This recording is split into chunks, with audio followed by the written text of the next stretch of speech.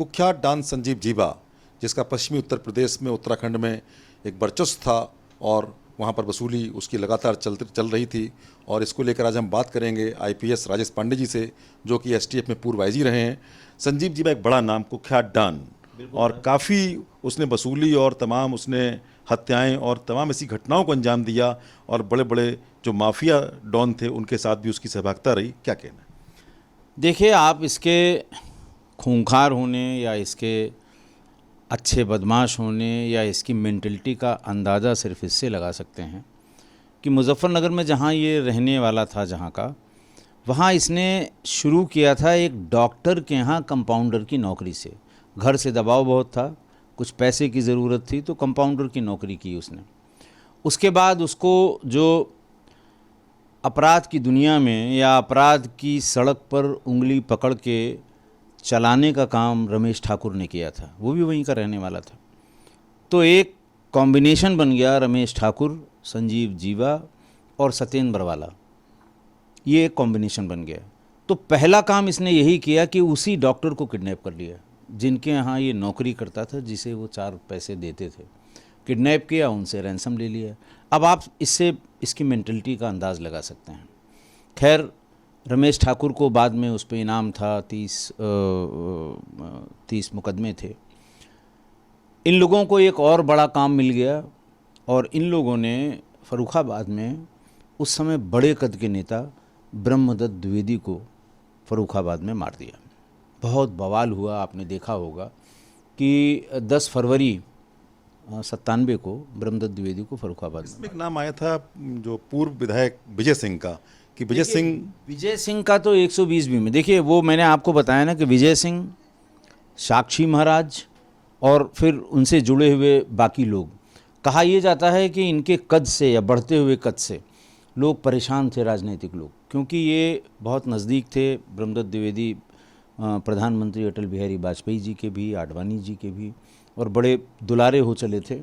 कल्याण सिंह जी की सरकार थी और ऐसा लग रहा था कि इनको तैयार किया जा रहा है कल्याण सिंह जी को रिप्लेस करने के लिए, ऐसी चर्चा थी। मैं चूँकि पॉलिटिकल नहीं हूँ, मेरी कोई पॉलिटिकल समझ भी नहीं है, लेकिन क्राइम के दृष्टिकोण से विजय सिंह ने, ऐसा कहा जाता है कि इन लोगों ने विजय सिंह को कहा, चूँकि विजय सिंह का इतिहास भी इस तरह का था। और फिर उसके बाद जो उसमें मारे गए, जो प्राइमा फेसी जिनका नाम आया इसमें ब्रह्मदत्त द्विवेदी में, हालांकि सीबीआई को गया केस, और सीबीआई के बाद इसको आजीवन कारावास भी उसमें हो गई, और ये वांटेड था रमेश ठाकुर को हम लोगों ने 13 फरवरी 2003 को, जब मैं एसपी सिटी गाज़ियाबाद था, तब वो एक एनकाउंटर में मारा गया था। और रमेश ठाकुर के मरने के बाद ही ये मुन्ना बजरंगी के संपर्क में आ गया। तो सीधा संपर्क इसका मुख्तार का नहीं था, क्योंकि मुख्तार और मुन्ना बजरंगी के जो संबंध थे वो बिल्कुल अनक्वेश्चन थे।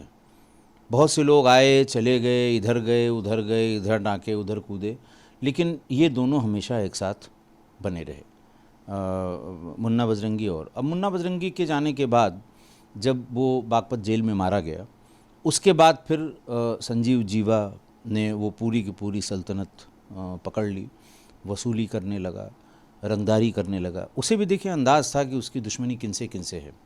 हमेशा वो जब भी कोर्ट में आता था तो बुलेट प्रूफ जैकेट और बुलेट प्रूफ की टोपी, हेडगेयर कहते हैं बुलेट, वो पहन के आता था। लेकिन जिन लोगों ने मारा है, मरवाया है, वो भी बड़े ज़बरदस्त, कि वो रैकी करते रहे, पता लगाते रहे, और जब देखा कि ये अब बिना बुलेट प्रूफ जैकेट और हेडगेयर के आया है, तब उससे एक मामूली आदमी से ये काम करा दिया उन्होंने। एक पूर्वांचल के बड़े नेता कृष्णानंद राय, जो कि काफ़ी वहाँ पर चर्चित थे, बड़े नेता थे, उनको भी मारने में इसका नाम आया था, और बताते हैं कि बहुत जघन्य उनकी हत्या हुई थी, काफ़ी घेर के मारा था, और मुख्तार अंसारी के साथ इसका काफ़ी सहभागिता थी। तो ऐसे में क्या कहना है, वो घटना क्या थी? नहीं, देखिए, घटना वो भी वैसी ही थी। ये घटना 29 नवंबर 2005 की है।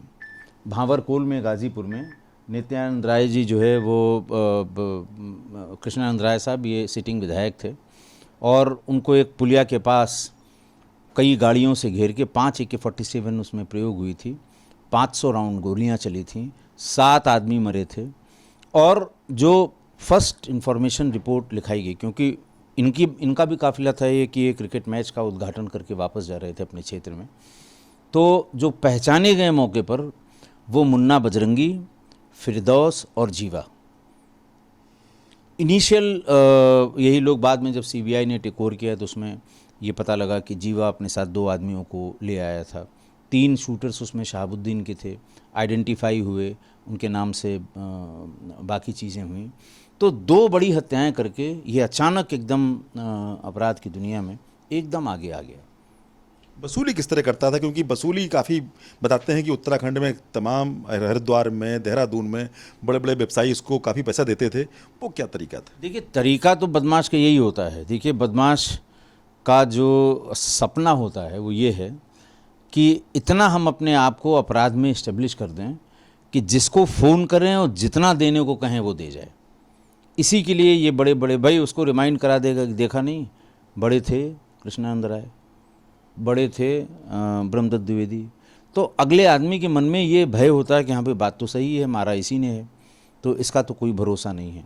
तो वो जिसको धमका दिया, जिस किसी से अगर रंजिश है, अगली पार्टी ने इससे संपर्क कर लिया कि भाई इतना वसूल लो इससे, इसके पास ये है, मुखबिरी करने वाले भी बहुत से लोग हैं, तो जिसको फ़ोन कर दिया। और वर्तमान में जो पश्चिमी उत्तर प्रदेश और उत्तरांचल की जो सबसे एक्टिव क्रिमिनल था इसका वसूली का, रंगदारी का, वो जीवा ही था।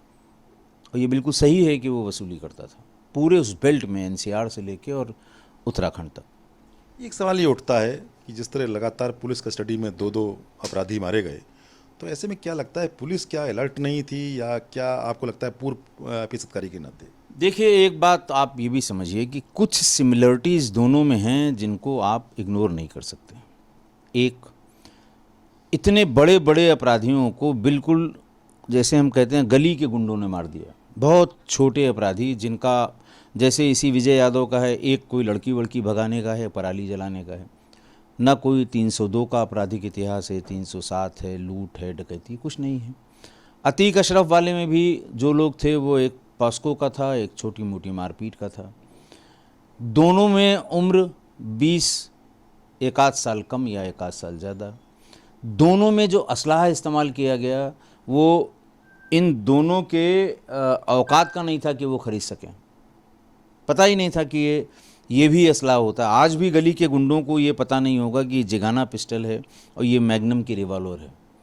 तो ये एक सिमिलरिटी ऐसी है जिसको एक्सप्लोर करना पड़ेगा कि ऐसा ना हो कोई एक नया सिंडिकेट चला हो, कोई नया कल्ट डेवलप हो गया हो, कोई एक ऐसी, जैसे आप कहते हैं ना कि कंपनियां लोग खोल देते हैं कि उसमें लॉजिस्टिक का अलग है, असलहे का अलग है, ह्यूमन रिसोर्स का अलग है, और अपने दुश्मनों को निपटा रहे हों, या तो ये टेंडेंसी बहुत खतरनाक है, बहुत खतरनाक टेंडेंसी है। तो ये सिमिलरिटी है, इसको करना पड़ेगा, इसको इग्नोर नहीं कर सकता कोई भी जांच एजेंसी हो।